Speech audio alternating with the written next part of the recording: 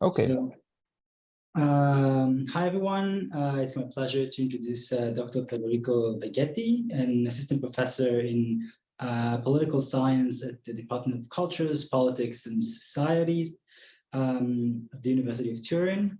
Federico does research on political behavior, communication, and psychology, where he finds special interest in conspiracy beliefs and misinformation. We will hear today about his research unpacking post-truth, the plausibility and truth assessment of political misinformation. So, Federico, thank you so much for joining us today. Well, thank you for having me. Thank you for asking me to present here. I'm a bit nervous because I mean, I know that you're all people working on very interesting and very cool things. So I'm a bit I have a bit of this nervousness when you get. But I will present you a work in progress. So this is a project that me together with my colleague and friend Moreno Mancosu, who's also at the University of Turin, we have started working on this a couple of years ago while working on some other things, and it's a very slow developing project, but also this presentation was a prompt for us to get a bit more into it, because it's been going on for a while. And so again, it's a work in progress. So I'm very happy to hear your feedback, and I mean to get anything that you may have. And so the topic of this presentation, and in general the topic of the whole project, we are trying to come up with a framework that allows us in a way to understand the current apparent, or at least observable, spread of misinformation, of false information in society. Is what I think journalists or the media start calling like post-truth. They start talking about post-truth, and so it's always a matter of people holding false beliefs about usually political phenomenon, but also social fact, and also the fact that this false information seems to spread very quickly and in social networks on the internet, but also offline for that matter. So we try to come out with like a conceptualization, kind of an alternative conceptualization to what is usually said about misinformation. And we show some preliminary survey experiments, the results of some survey experiments in which we're trying to pin down the mechanism that we're trying to explain. The idea, again, we're talking a lot about post-truth. Nowadays, I put here the definition by the Oxford Dictionaries, which was, I think it was word of the year in 2016. So 2016 was the year when everyone started to talking about a lot of post-truth.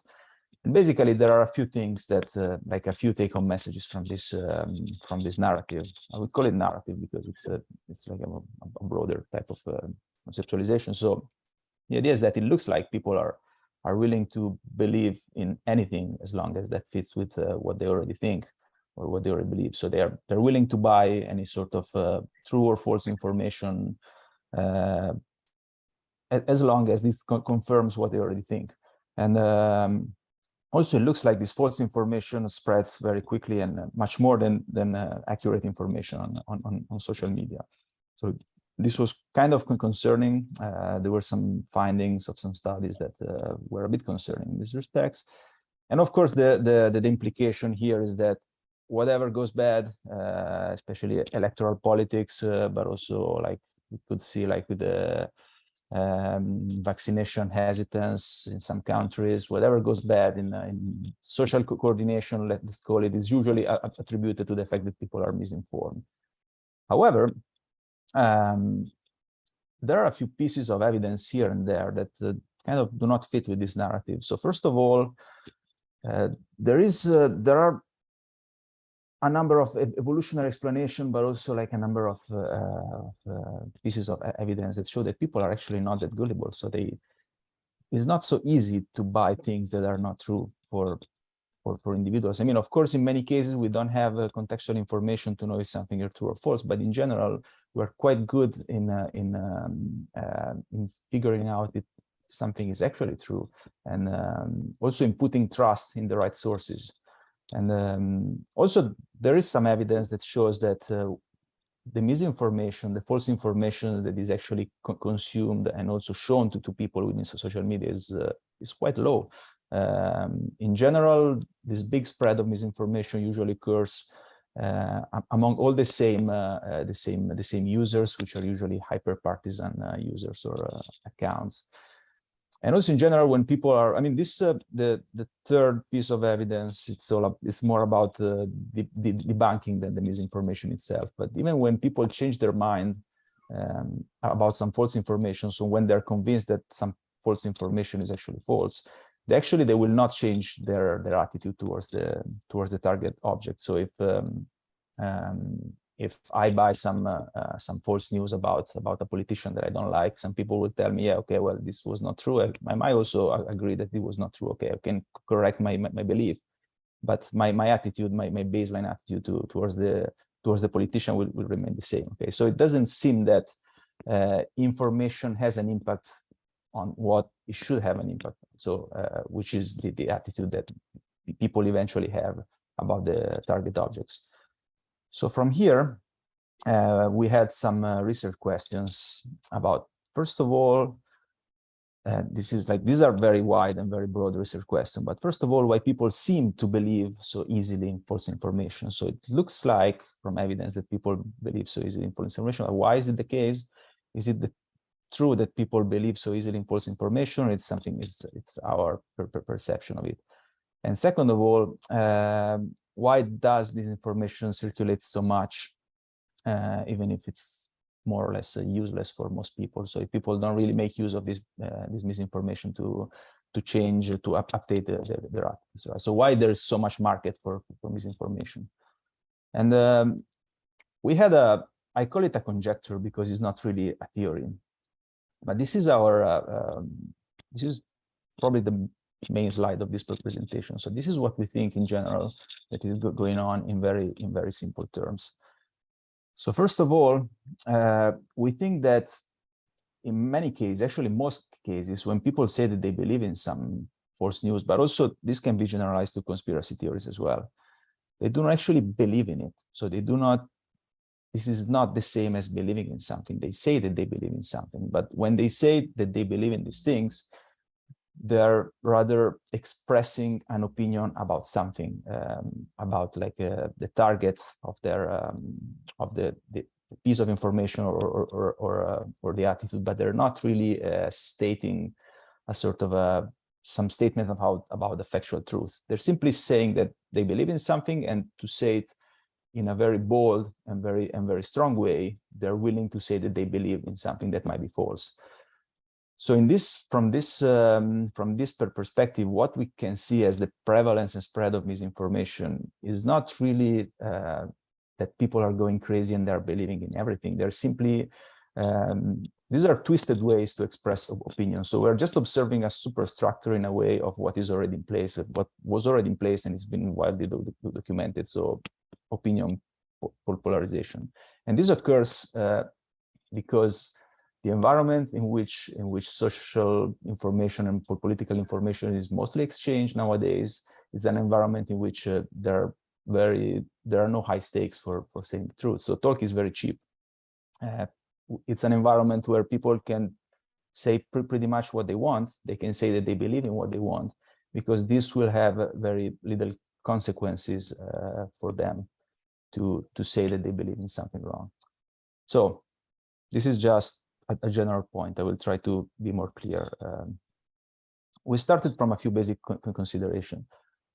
First of all, even the English term belief also means two things, right? I mean, it's not my mother tongue, but I figure that when people use the term belief, usually they refer to a statement about a factual truth and an evaluation of truth, which is something related to how people evaluate the outside world. So I think that something is true because this is some information that I hold about what's out of myself, right? So what I think that is occurring around me about the outside world. But also the term belief is used to mean an opinion, and an opinion is more a statement about the self, about me, about what I have in mind, what's inside of me, what is my attitude towards some objects, and what I believe is is going on, but this belief is not necessarily based on as much information as a truth judgment. Of course, people can also lie, but this is not. This is a third option that it's a third possibility. I mean, also Kant, like in the 17th, 18th century, was also dividing like knowledge in the different parts. There was the knowledge, opinion, and faith, right? So there are different. The concept of belief can be can have several degrees of factuality, and but we cannot possibly know. We cannot possibly know when people express a belief what's going on inside of their mind. It's impossible for us to observe if somebody really believes in something in a way that is coded in their memory as a factual truth, or if simply they're holding an opinion. We cannot observe it. We can only observe what people say that they believe in. And another point is that making a truth judgment in general is more difficult than forming an opinion. So it's more difficult for everyone to assess and to figure out if something is actually true, rather than rely on what they already think about. So if I had to decide if something is actually true, I would have to rely on a lot of external information. I will have to engage in this type 2 process, so more analytic processing. So compare the outside information with what I already have, what I already know, and like also spend more time and more cognitive energy to form an accurate factual truth judgment. While an opinion is much easy, because I can rely with what I already think, what I already know, and I can simply go with it. Another point is that people in general seem to like to express opinions. So expressing an opinion, saying something about themselves, for people is intrinsically rewarding. There is quite some evidence that people like to talk about themselves. They like to talk about their thoughts and feelings, and they always take the chance to talk about themselves, so to express themselves.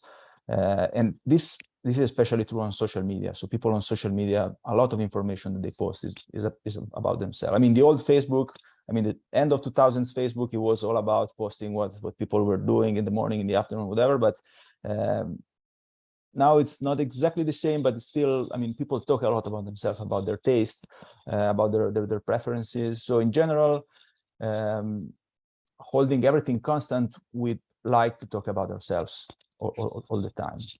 And a fourth point is that, as I said already before, most of the exchanges that we observe of political information, they usually occur into, we call this low stakes environment. I mean, being wrong doesn't have much cost, both materially and psychologically, for the individual.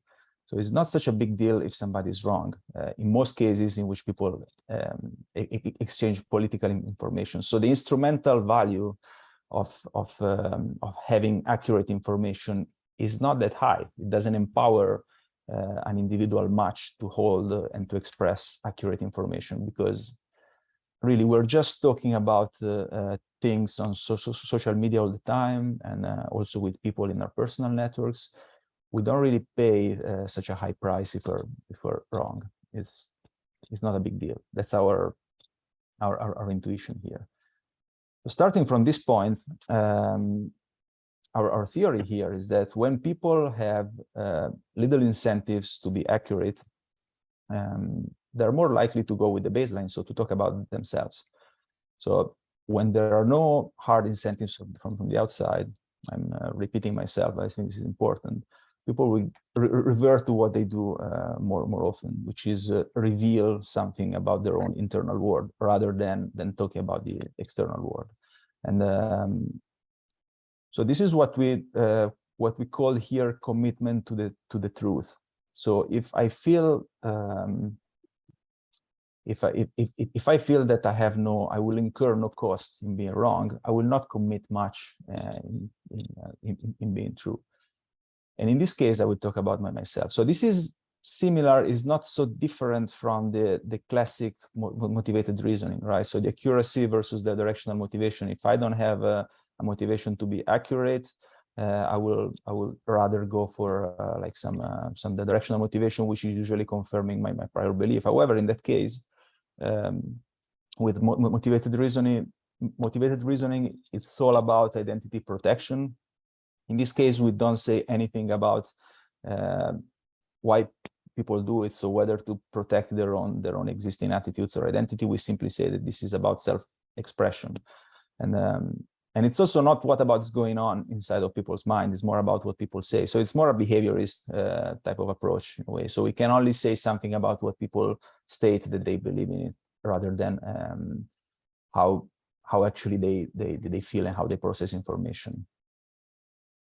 Now, I hope this was clear. From this point, we started running some survey experiments just to see what was going on. And we had a couple, I have here, I'm going to show a couple of studies here. So we have, the idea is that we wanted to manipulate the perceived accountability of the subjects, just to manipulate, to trigger different levels of commitment to the truth for them.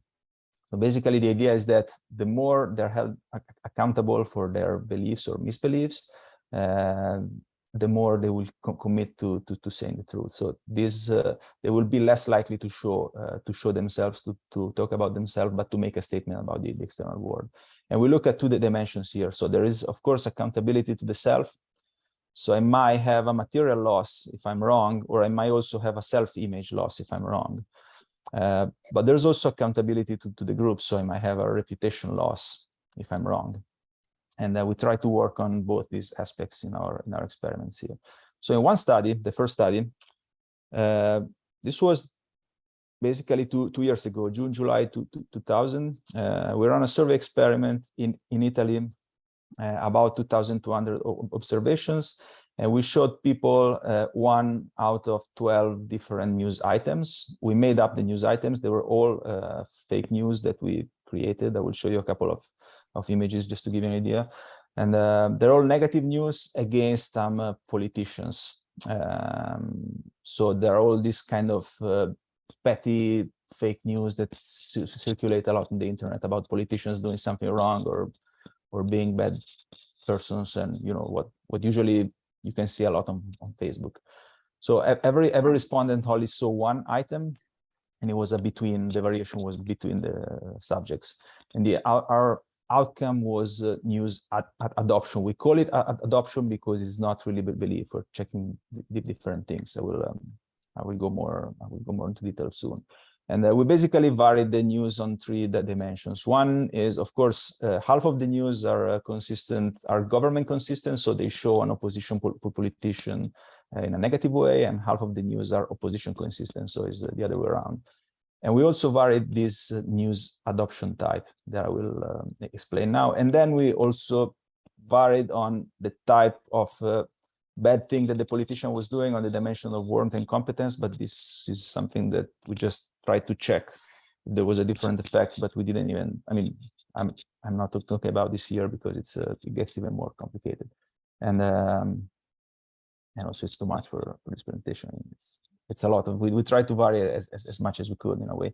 And so the point, the focus of the point is this news adoption type. So we try to simulate the different levels of accountability for the individual by changing the wording of the question. So to a third of the respondents, we asked if they thought that the news is plausible or implausible. So if somebody is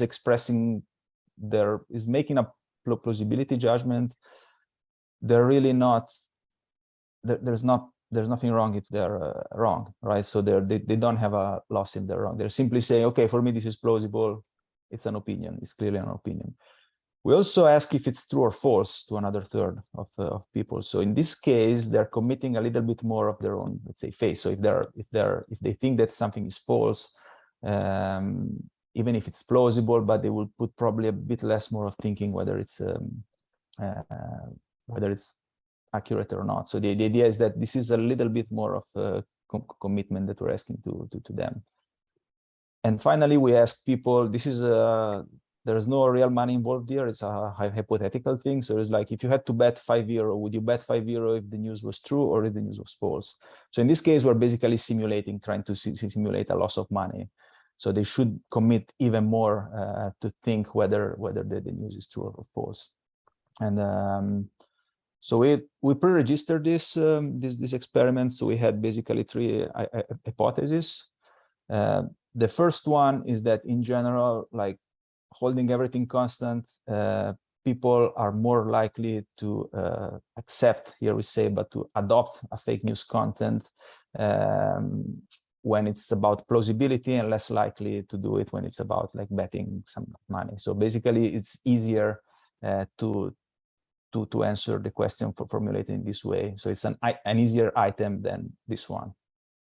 The second one is about basically the classical partisan bias. So people will accept some false news content when it fits their own partisan predisposition, which is the usual partisan bias effect that everyone finds in a lot of these studies. And the third one is an interaction between the two. So basically, we expect the partisan bias to be smaller. In concrete terms, we expect the partisan bias to be smaller when people are asked to bet money than when people are asked about the plausibility of the news, because in that case, the partisan bias is something related to what people want to express about themselves. They want to express their partisan loyalty. They want to express their judgment about some outgroup of politicians. So when the stakes are higher in this case, so when there is some kind of simulated money involved, people should be more committed to the truth, so they should be less likely to express something about themselves, but they will evaluate the news in a more accurate way. These are our expectations. These are examples of treatment. So we had two politicians. He used to be the prime minister back in the day, and he used to be like the most. He's Giuseppe Conte, and this is Salvini. Matteo Salvini, so the leader of Lega Nord. He used to be kind of the most prominent opposition politician. So the wording was the same. We just changed the name and the picture, and all the news were parallel. So they were all about the first two are about something more competent. So basically, here the news say that he's at the hospital, he's not wearing the mask, and there is a quotation from somebody that is like not having the mask. Actually, no, he's having the mask with the nose out. It's yeah, some people used to do it, especially in 2020. It was like so like, and the expert says like not wearing the mask. So this is about competence. So this is the politician doing something stupid, basically. And the second, we had other four of this, and the second, no, actually other three.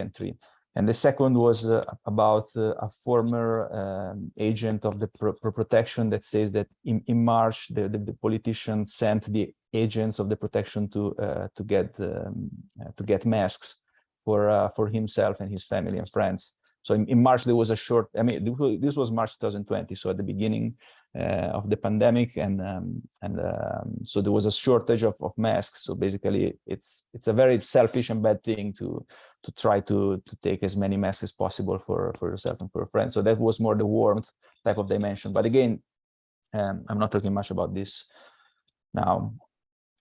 What's interesting is that these are the three different wordings of the question. People are more likely to say it's plausible.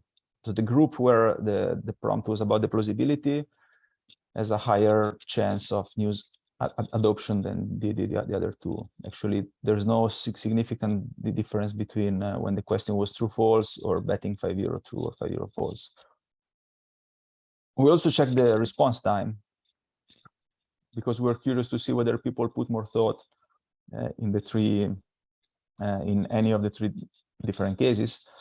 And it turns out that the real difference is here. So when people are asked if they would bet €5 if the information is true, they actually spend much more time they spend 2 seconds, actually 3 seconds more on average thinking about how to answer to the question. So, this is weak evidence, but it's some sort of evidence that actually people are putting a bit more effort in trying to figure out. So they're making something that is closer to a true judgment than rather revealing their own opinion. And finally, This is the difference between whether a news is consistent with the partisanship of the respondent or inconsistent with the partisanship of the respondent. So of course, when it's consistent, the belief is always higher. But the distance between the two is much larger in this group here. So in general, the partisan effect is stronger when people are asked if a news is plausible, rather than when they're asked if it's true or €5. This is the interesting thing, is that true, false, and €5 true or €5 false, they're very similar in terms of response, but only the €5 true and false is the one that took more time to the respondents to answer. Now, this was the study 1. How much time do I still have? Just to so we have until 2, so we have 30 more minutes, but it includes the Q&A. Okay. Because the second one is complicated. I will try to be quick and to explain the best way, because yeah, really so it's up to you how much time you want to dedicate for the discussion and Q&A. Okay. I will try to. I hope I will be clear. I will do my best. So basically, in the second study, it was 1 year later. It's actually the same respondents, so it's kind of a panel that we ask the same people after 1 year. This was not pre-registered. This was very explorative, and so it's about 1,950 respondents. In this case, we have 12 news items, all negative, but half of them are true and half of them are false. So they're not only about the politicians, but they're more like left-wing consistent news and right-wing consistent news. And we changed, basically, in this case, we wanted to see the behavior of sharing the news. When people share the news, when people talk about the news to other people. So our outcome in this case is the willingness to share the news. We asked people how likely they are to share the news, but we changed the context of sharing the news. All right, so this is how we try to manipulate accountability. So the idea is that when people are sharing a news in their own circle of friends or family members, or people with whom they talk a lot about politics in general, usually like-minded people, they have less at stake in terms of reputation than when they're sharing it on social media. Because on social media you can have I don't know, colleagues and people that you don't know well, so you will be paying more attention what you share on social media, because your reputation is more at stake there. When you talk with your friends, you can also say something that is not accurate and whatever. I mean, you will not lose, because people already know you. You will not have so much of your face into that piece of information. So here we try to change, whether to half people we ask how likely they are to share it on social media, to half people we ask how likely they are to share it with people with whom they talk more about politics, so friends and family. We made some examples. And but here we also try to measure, so to figure out the mechanism, we also measure news adoption. And so remember the true plausible from the previous study. In this case, we asked to everyone, both if they think that the news is true and if they think that the news is plausible. We had to play a bit with the wording to avoid like a memory effect. So first we asked them if they think it's true, and then we ask, okay, regardless whether it's true or not, how plausible do you think the news is? So in that way, we try to separate the two things within the individual. So the idea is that the plausibility question should reveal more about the opinions of the respondents, while the question about the true false should be more like a more closer to a factual statement about the factual truth. And to avoid memory issues within the survey, the first thing that we asked was sharing the news. So we showed them the news item at the beginning of the survey. We asked them the question in the two versions about sharing. Then we had the whole questionnaire in the middle. It was about trust in institutions, about COVID-19, about voting intentions, several attitudes.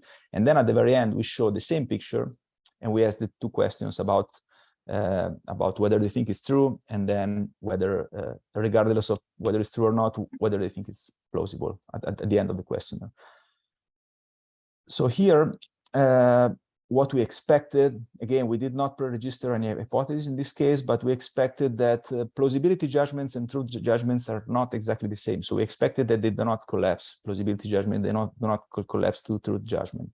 And they also expected that they were independently relevant for the decision to share the news. And especially plausibility judgments should have been more relevant when sharing the news within the interpersonal networks rather than on social media, because there is less reputation at stake in that case. So in that case, people do not think much whether something is true, but they more try to reveal more about it themselves. Just a few descriptives. So this is both questions again were asked to everyone. So when they were asked whether it's plausible, we had true news and false news, and in this case, both of them were perceived more plausible than they perceived true. Of course, there is a difference between the true news and the false news, which is a good sign, because I mean, the false news, we pick news that, sorry, the true news, we pick news that they are so absurd that they seem fake news, but there is a difference between the two, and there is also a difference between the true evaluation and the plausibility evaluation. Also, we made a typology. So we crossed the two variables and we basically built a typology between the two. So basically we have very few people that they judge the news true but implausible, which is also encouraging. We have a lot of people who judge the news false and implausible, but we also have here more people that judge the news false but plausible. So this is kind of our target group. People who think that something is false, but at the same time, they think that it's plausible. Here, just to give you an idea, we checked for partisan bias. So in this case, there is not larger difference in the plausible, implausible than, so the partisan bias, which is the X line from inconsistent to consistent news. So these lines are not more steep here than they are here, which means that we did not find here, in this case, a stronger partisan bias when it was about plausibility evaluation than it was about true-false evaluation. We have a half explanation for this, but I'll leave it for later. What is interesting also, well, what is the main focus here? It's about the sharing. So now on the Y, we have this variable about the willingness to share that goes from 0 to 10. And on the X line, we have the evaluation that evaluated false, the news was evaluated false, and the news was evaluated true. And the two lines are when the news is evaluated as plausible or as implausible. So the difference between the two lines in this case means this is the impact of a plausibility judgment. The difference between the horizontal difference is the impact of the true judgment. It's interesting because the difference here, so when a news is considered implausible, it doesn't make difference whether it's considered also true or false for the sharing. When a news is considered plausible, so there is a significant difference both here and here. It means that plausibility in general has an independent positive significant effect on the chances to share the news. This is a generally share in any type of environment. And of course, when it's true and plausible, this is the highest possible probability to share it. Also, we moderated this with partisan consistency, which is gets complicated, but it looks like the very strong effect of plausibility occurs when a news is consistent, like when news is consistent with the partisanship of the respondent. But finally, I mean, this is the point, the main point. We had a finding that it's a bit inconclusive, is not clear to us yet. So here is the same idea. So the chance to share on the X is changing from false to true, and the difference between the two lines is from implausible to plausible on social media and on the interpersonal network. So on average, is higher the chance to share a news on the interpersonal network.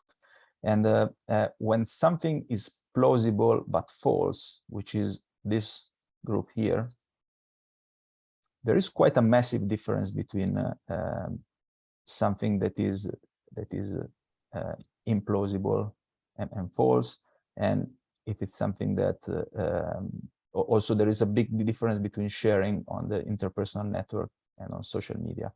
So in this case, it looks like, and here the difference between these two, if something is plausible and implausible, is not very strong. on social media. So in general, the effect of plausibility seems stronger when people are asked to share in the interpersonal network than when they're asked to share on social media. That's the way we interpret it. Although, yeah, it's complicated. So basically, just to conclude, we have in the study one, we try to show that it's possible to trigger these different types of evaluation, to trigger different degrees of commitment to the truth by manipulating the actually what is asked to the people to respond to. So it seems that also the partisan bias is weaker when they're asked to make a statement that is more accurate. So when they have more commitment to the truth than when they have less. And the study two is a bit trickier because we can see the difference or somehow a certain degree of independence between plausibility evaluations and truth judgments. The effect of bias is not stronger for plausibility evaluation than for truth judgment. So this kind of is different from what we saw in study one. But in this case, it was a within person. So we asked both questions to the same person. So it's not exactly the same. And also the context of sharing has a relatively weak effect than we expected. So of course, I have these were a few questions, but I'm open to any comment that you might have. I just have a few things that I would like to know your opinions about. First of all, we use the term plausible because it seemed to be the closest one to ask people to express something, what they think about, what they feel about something. But of course, there are the different words that could be used, like, is it credible or is something that you would expect to happen? So we wanted to also run now another experiment with trying different types of wordings, not just two. And also for the commitment, for the high commitment scenario, we are thinking about giving real money if they get it right, instead of hypothetically say if you would bet €5 or not. And then, of course, the design of study two, which is a bit twisted. But I mean, we could not think of anything better at the moment, but also perhaps thinking of other contexts of sharing. So would you talk about it with your colleagues, for instance, instead of sharing on social media? And also perhaps asking how homogeneous they are, their social media networks or their interpersonal networks. So of course, the best study in this case would be something with naturalistic data. So checking whether people actually share things on social media, but yeah, we could not think of any way to do it, like because it's a bit, I mean, it's tricky to manipulate these sort of things. So yeah, that was all. Thank you for listening to me, and I hope that it was clear and enjoyable. Thanks. Thank you, Federico. I think we'll open it for discussion right now. So we have almost 20 minutes. So if you're on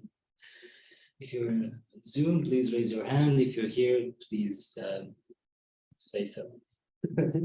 And yeah, Steve.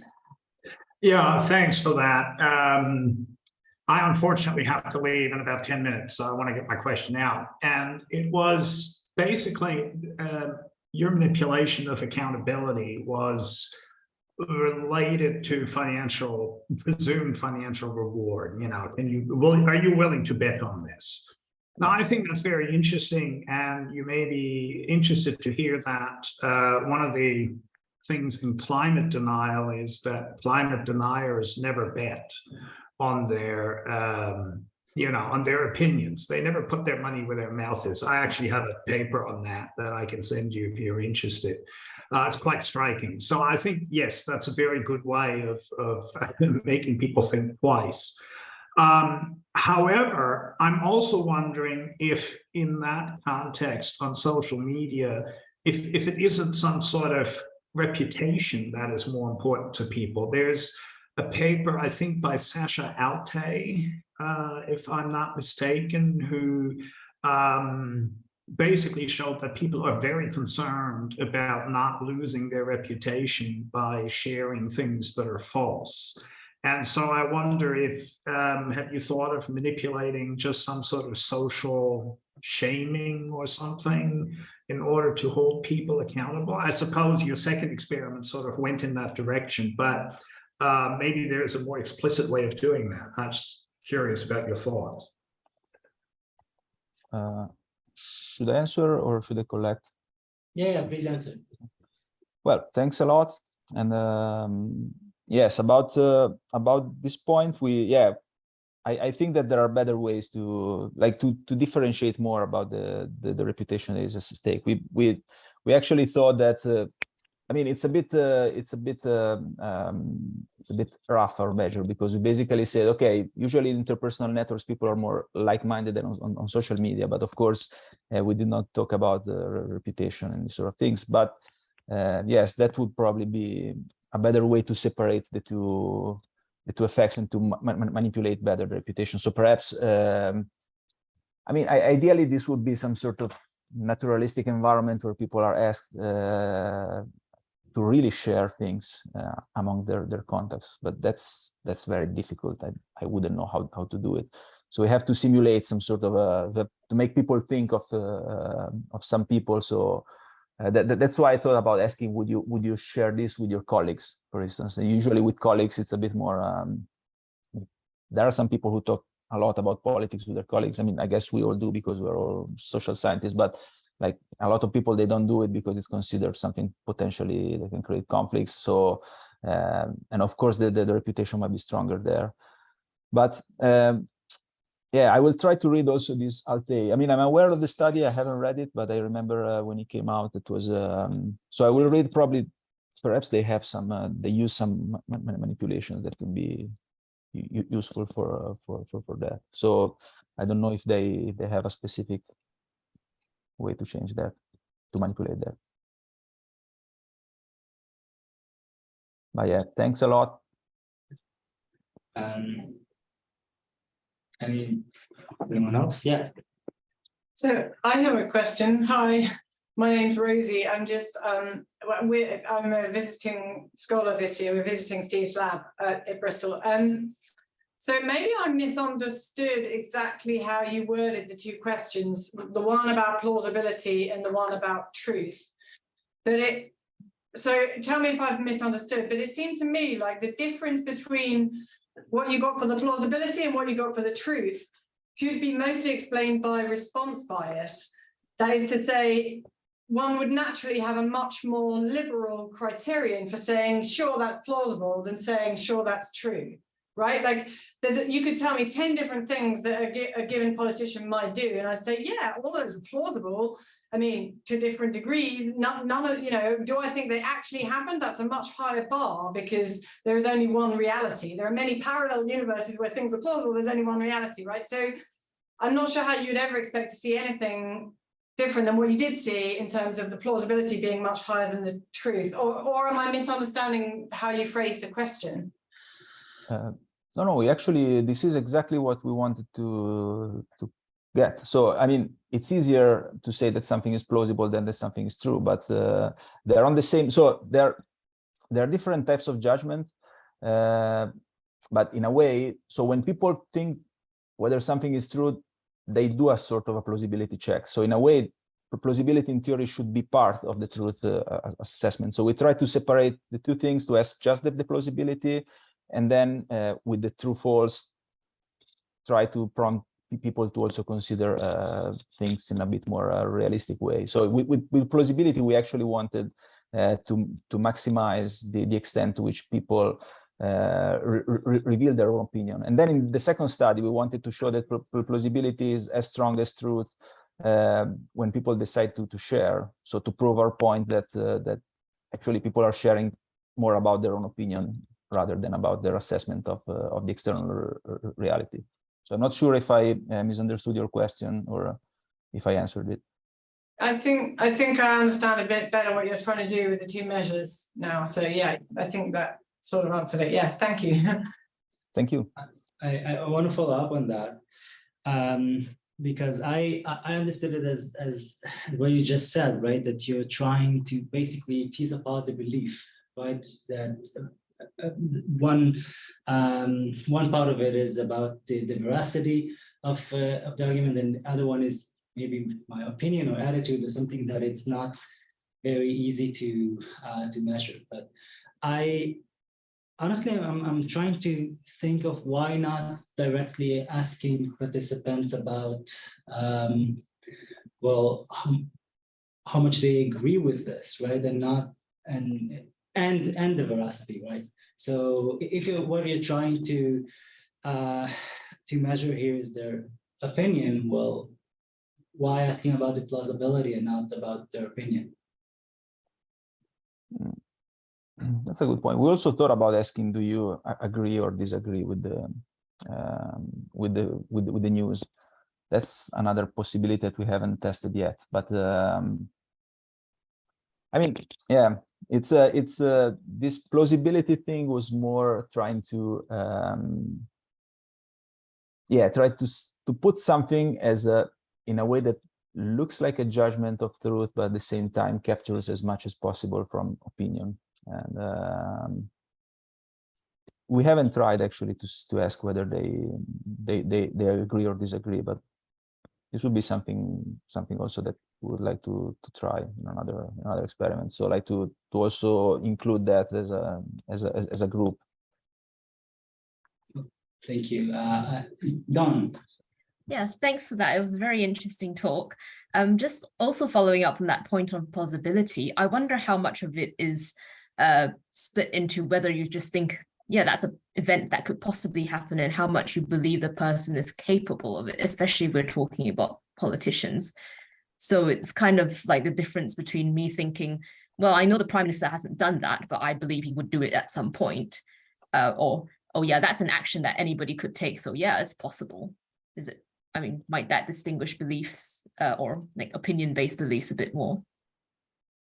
Yes, that's also how much you think you will be capable or she will be capable of it. That's also another option that we thought about. I mean, it's by the way, just related to this point, one of the reasons why we started this whole thing, because we noticed that a lot of people were posting on social media, like they were sharing some fake news, and then they were asking, perhaps it's not true, but this is totally plausible, or this sort of thing. So like, this is not true, but I believe it. You know, this sort of comments that sometimes people put it when they share fake news, or if this was true, this would be a big deal. So it looks like, this idea that like this politician would be capable of doing it, to me seems more the reason why people sometimes share this information, information rather than they actually believe that that thing happened.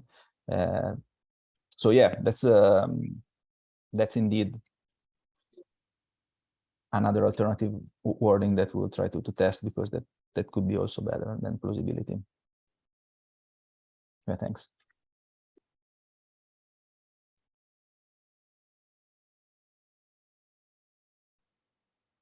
Well, hi Federico, I'm Fabio. So thank you very much for your talk.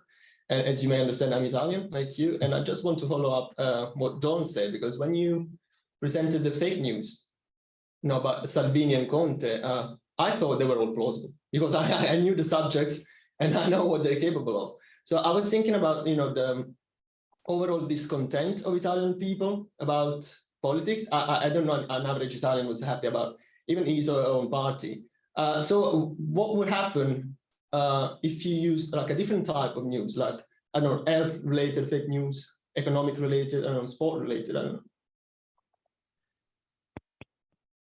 Yeah, that's a good point. We had we have a parallel thing about fake news related to immigration. So usually immigrants doing crime-related things, which is a classic literature in Italy. But yes, that's so in that case, it's difficult. It's more difficult to find the potentially motivated biases. I mean, with politicians, it's easier, right? So you can split into like government opposition, left, right. So you have in the other case, it's more difficult, but yeah, this is something that could be more interesting and more kind of would allow to generalize this model a little bit more. So yeah, for like, I mean, a lot of conspiracy theories about COVID-19 are sometimes it's very hard to believe that actually people believe in these stories, but perhaps they have a motivation to express an opinion against. I don't know, those people who say that COVID does not exist, or people who say that I don't know, COVID was actually a normal flu and they made up the numbers. And perhaps they're just expressing their own opinion. They did not want the restrictions. They did not want.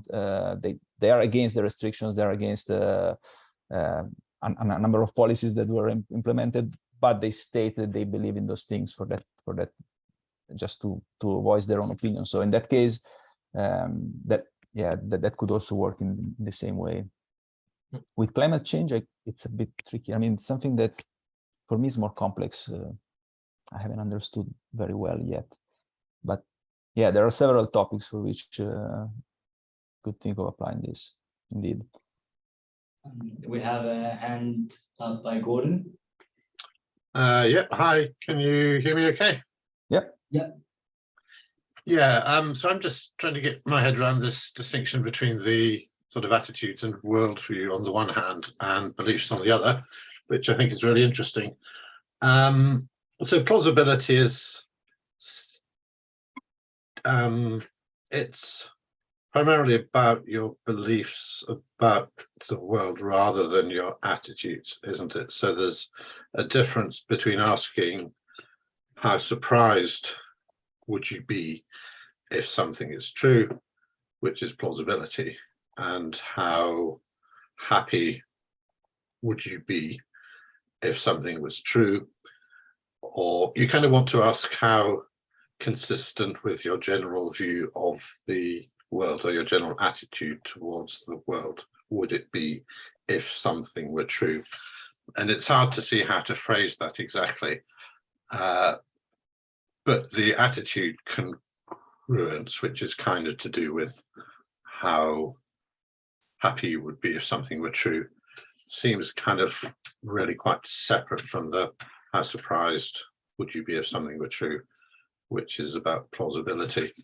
So do you think those are two quite separate kind of underlying constructs that one could address separately?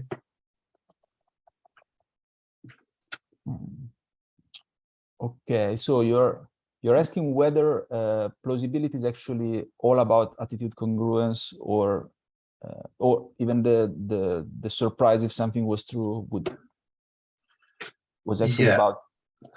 I mean, I think that, so the attitude congruence is one part, but so in Bayesian terms, I think it's more capturing the prior rather than the prior can be, of course, part of several types of information, also known information. But in this case, I think the attitude congruence, especially with this political news, political fake news, is what makes a big part of the prior. So if somebody has an opinion, in this case would be something that is probably related to this topic, right? So it's I mean, for me, the plausibility, I mean, here we use the term plausibility to try to capture some sort of assessment of soft truth in a way, but I know that plausibility usually refers to people trying to make an accurate statement with only what they have in their own mind, basically. But yeah, we just wanted to make them reveal what they have in their own mind, and the partisan bias and the consistency was the only thing that we could observe in this case, and also because we were dealing with political fake news. But in general, yeah, that's not the whole story, right? I mean, there's much more. So people might find it implausible that a politician does something publicly because they know that politicians are smart and they would never want other people to see that they do something, or I don't know, some strange statements from politicians that usually are used for fake news. People might know that a politician would never say something like that on camera, and this is also a matter of plausibility. And yeah, I see your point. I mean, that would also be captured by their own prior. Thank you. Federico, thank you so much for joining us today. I think we'll call it a day. And Yeah, thanks again, and we'll be in touch about if you want to join the group correspondent. Oh yeah, I would be interesting. Thanks a lot for having me and for the comments. And I mean, it was very. I'm very happy that I managed to present you this research. I'm very happy that you listened, that you were interested, and for the comments. I mean, it was an honor, really. Thank you so much. Thanks a lot to everyone. Bye. Thank you. Bye. Bye bye.